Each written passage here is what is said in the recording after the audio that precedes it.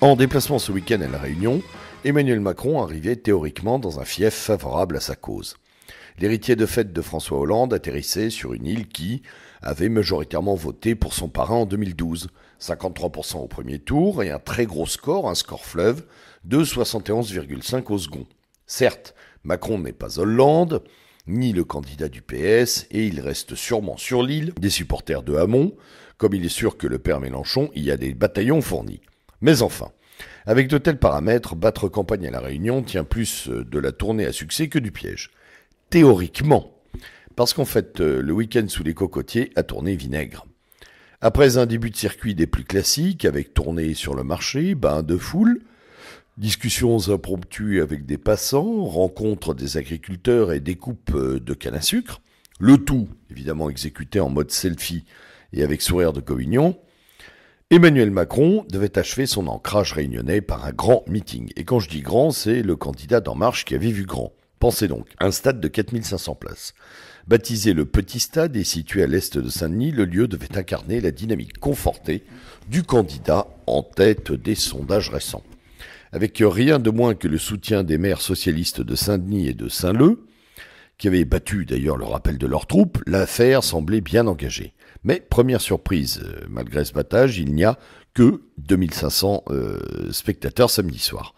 Les images d'un stade à moitié vide et les rangées clairsemées sont déjà un premier mauvais point communicationnel. Macron aurait-il vu trop grand ?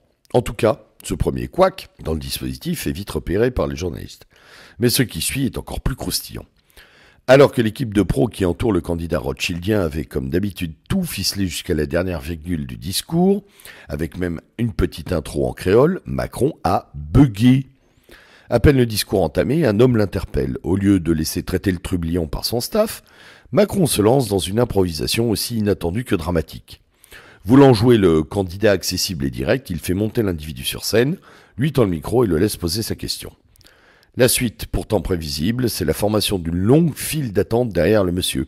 Un chef d'entreprise, un responsable d'une association pour sourds, des questions sur la santé, le chômage, le prix des légumes.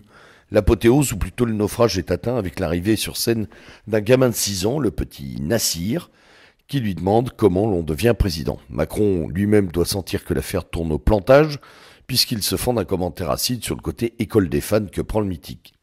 Mais, tout à son improvisation catastrophique, il ne remarque pas le public lassé qui quitte par grappe le stade.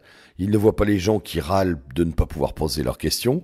Il n'entend pas ceux qui pestent de ne pas obtenir de réponse sur les sujets dont Macron devait initialement parler. Il n'y a pas de dynamique, l'affaire est pliée et le faux meeting totalement raté. Emmanuel Macron termine sous quelques timides applaudissements d'un stade aux 3/4 vide et qui sera déserté en 10 minutes sitôt le speech terminé. Que retenir de cette affaire ? D'abord que n'est pas Jacques Martin qui veut, ce qui signifie que quand le sémillant candidat médiatique sort de son plan marketing et du cadre imposé par ses conseillers, il est nul et ennuyeux. Et cela en dit déjà long sur l'épaisseur de sa personnalité. Ensuite, le fait qu'il se soit mis comme cela d'un coup à improviser est signe d'une trop grande confiance en lui et en ses capacités, ce qui est toujours mauvais alors que rien n'est joué.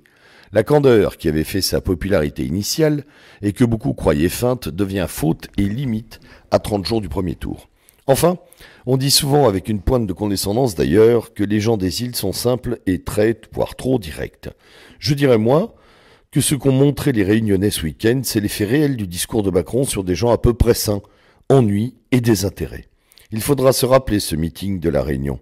Il y a fort à parier qu'il puisse être l'amorce d'une bascule négative. Oui, parfois la vérité est ailleurs et ça ne fait pas de mal. Et comme on dit en créole, prends ça dans ton dent. Bonne journée.